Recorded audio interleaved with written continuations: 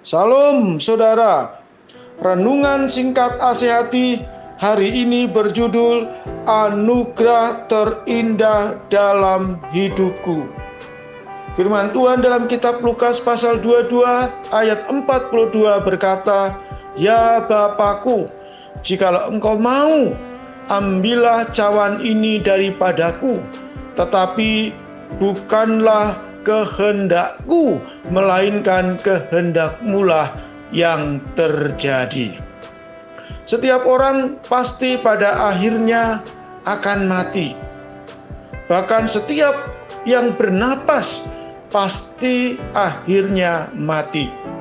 Sekalipun ada orang yang berkata, "Walaupun 1000 tahun memutih rambutku, hatiku tetap seputih salju." Ya, dan memang saudara, sepanjang sejarah tidak ada orang yang mencapai umur 1000 tahun. Bahkan yang paling tua tertulis dalam Alkitab itu Metusalah. Umurnya 969 tahun. Sedangkan Adam sendiri sebagai orang pertama yang diciptakan itu hanya 930 tahun. Artinya saudara, kematian Tuhan Yesus yang hari ini kita peringati, selain memberikan anugerah terbesar bagi manusia, namun juga memberikan pengajaran buat manusia untuk mempersiapkan kematian yang berkualitas. Salib adalah pilihan yang harus Yesus pilih, karena hanya melalui kematian di kayu salib karya terbesar penyelamatan manusia itu terjadi. Salib adalah kasih sempurna Tuhan Yesus terhadap manusia, sehingga apapun penderitaannya Yesus lakukan karena kasih-Nya yang sangat besar kepada manusia, supaya manusia tidak binasa.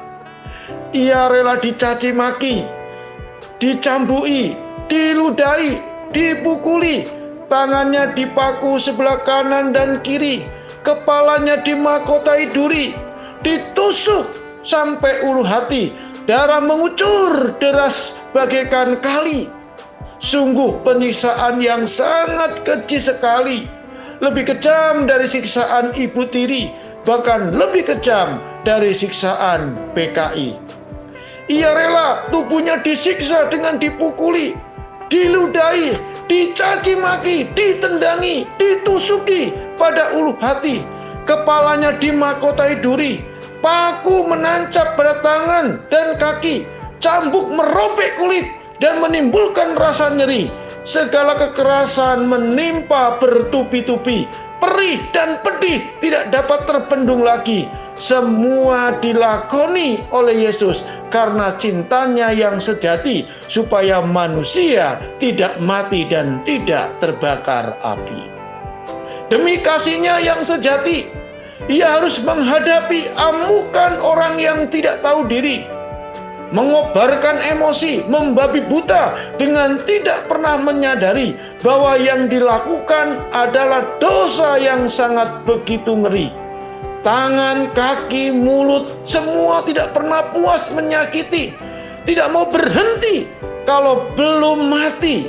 Semua itu Yesus lakoni dengan penuh ketulusan hati, bahkan tetap mengatakan, "Aku mengampuni, karena apapun yang mereka buat tidak dimengerti."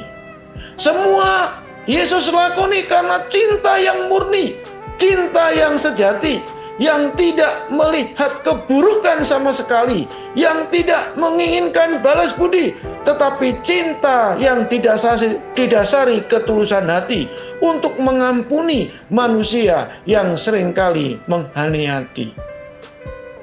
Sungguh Tuhan Allah yang tiada bandingnya, yang mau berkorban bagi umatnya tanpa peduli.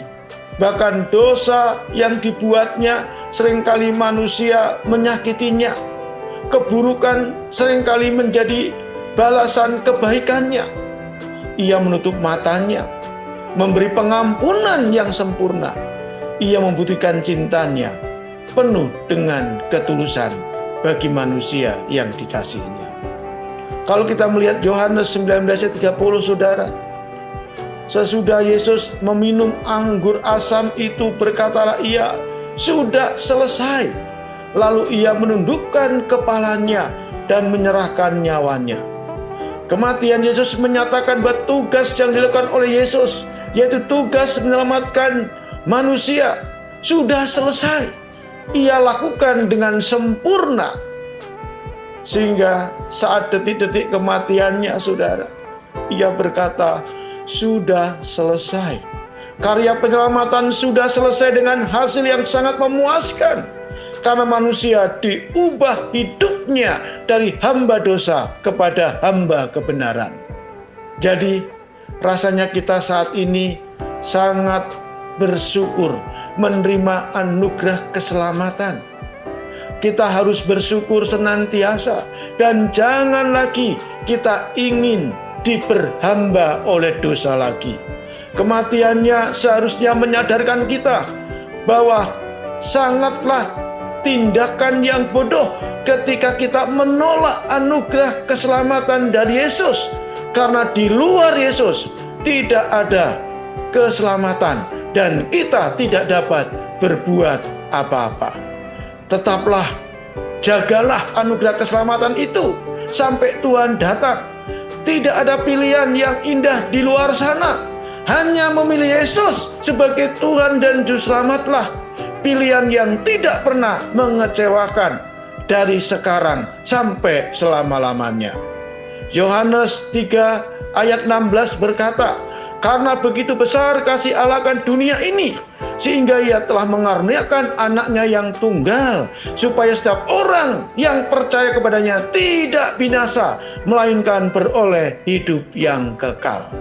Jadi kematian Yesus adalah anugerah terbesar dalam hidup kita. Jangan sia-siakan anugerah itu. Kita sudah dibawa oleh Tuhan kepada kemenangan.